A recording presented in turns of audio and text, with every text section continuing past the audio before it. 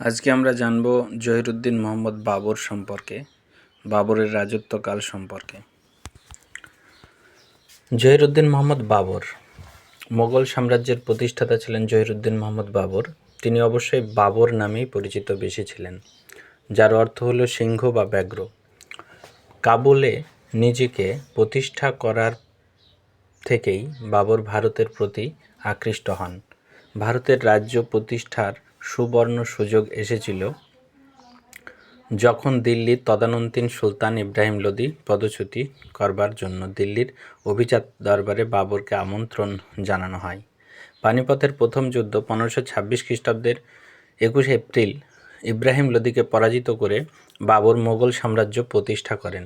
পরের বছরই বাবর তখনকার দুর্ধর্ষ রাজপুত নেতা রাণা সিংহ ও সংগ্রাম সিংহকে খানোয়ার যুদ্ধে 1527 খ্রিস্টাব্দে পরাজিত করেন এবং মোগলদের নিয়ন্ত্রিত এলাকা বাড়িয়ে নিয়েছিলেন। তাছাড়াও মোগলদের রাজনৈতিক কেন্দ্রবিন্দু কাবুল থেকে উত্তর ভারতের আগ্রায় স্থানান্তরিত হয়। 1529 খ্রিস্টাব্দে ঘরঘরার যুদ্ধের বাবর আফগান সর্দারদের এক যৌথ বাহিনীকে পরাজিত করেন। মৃত্যুকালে 1530 খ্রিস্টাব্দে বাবর প্রতিষ্ঠিত মোগল সাম্রাজ্যের সীমানা ছিল উত্তরে হিমালয় থেকে দক্ষিণে গোয়ালিয়র এবং পশ্চিমে পাঞ্জাব থেকে বাংলা পর্যন্ত। বাবরের পুত্র হুমায়ুন 1530 থেকে 1556 খ্রিস্টাব্দে উত্তরাধিকারী হিসেবে মোগল সাম্রাজ্যের অধিকারী হলেও তিনি সেটাকে ধরে রাখতে পারেননি। শেরশাহের নেতৃত্বে সুর বংশীয় শাসক শেরশাহর কাছে পুনর্গঠিত আফগান শক্তির সঙ্গে সংঘর্ষে হুমায়ুন পরাজিত হয়। 1539 খ্রিস্টাব্দে চৌসারের যুদ্ধ এবং 1540 খ্রিস্টাব্দে কৌনজ বা বিলগ্রামের যুদ্ধে। পরের বছর আবার বিলগ্রাম বা কৌনজের যুদ্ধ 1540 খ্রিস্টাব্দে হুমায়ুন শেরশাহের নিকট পরাজিত হন। এমনকি 1540 থেকে 1545 খ্রিস্টাব্দ পর্যন্ত হুমায়ুনকে ভারত ছেড়ে সাময়িকভাবে পারস্যে আশ্রয় নিতে বাধ্য হয়েছিল। 1545 খ্রিস্টাব্দে থেকে 9-10 বছর হুমায়ুন ভারত সীমান্ত কাবুল কান্দাহার অঞ্চলে নিজেকে পুনঃপ্রতিষ্ঠা করে। 1555 থেকে 56তে হুমায়ুন আবার দিল্লির সিংহাসন পুনর্দখল করে হারানো মোগল সাম্রাজ্যের ভিত্তি প্রতিষ্ঠিত করে। বেশ কিছু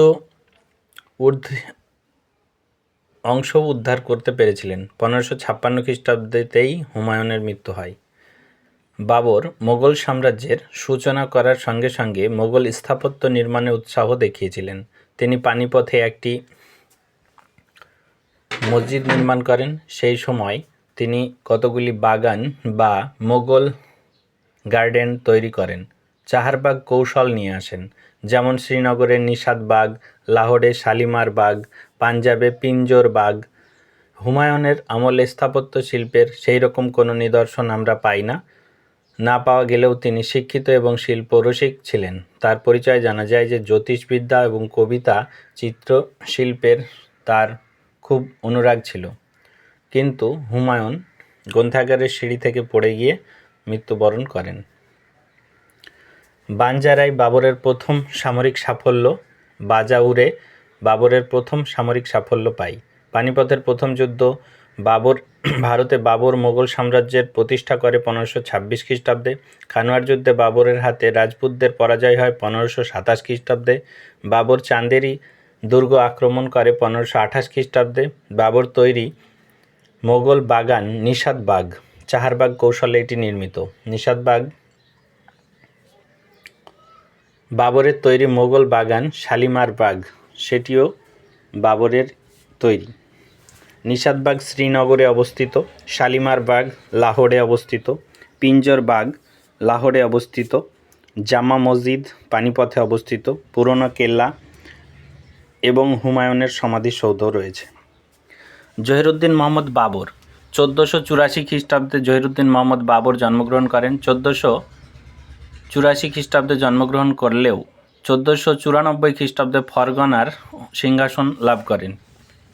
1508 খ্রিস্টাব্দে হুমায়ুনের জন্ম হয়। 1519 খ্রিস্টাব্দে বাবর প্রথম সামরিক সাফল্য বাজাউর দখল করে।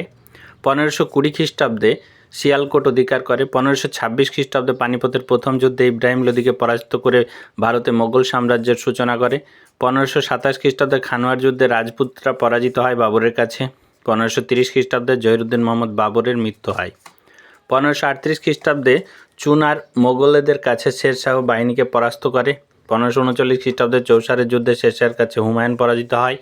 1555 খ্রিস্টাব্দে হুমায়ুনের দিল্লি পুনর্দখল করে। 1556 খ্রিস্টাব্দে গ্রন্থাগারের সিঁড়ি থেকে পড়ে গিয়ে হুমায়ুন মৃত্যুবরণ করে।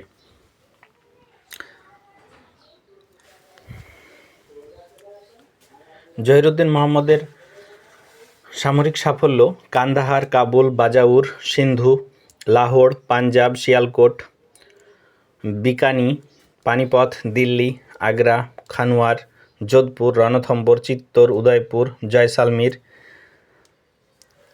এলাহাবাদ, বক্সার, চুনার, চৌসার, পাটনা, তমলুক, কটক, ভুবনেশ্বর, মহেন্দ্রগিরি, পুরী, উজ্জয়িনী, ইন্দোর, চিত্তোর, খাজুরাহ প্রভৃতি স্থান সাম্রাজ্যের অন্তর্ভুক্ত করে।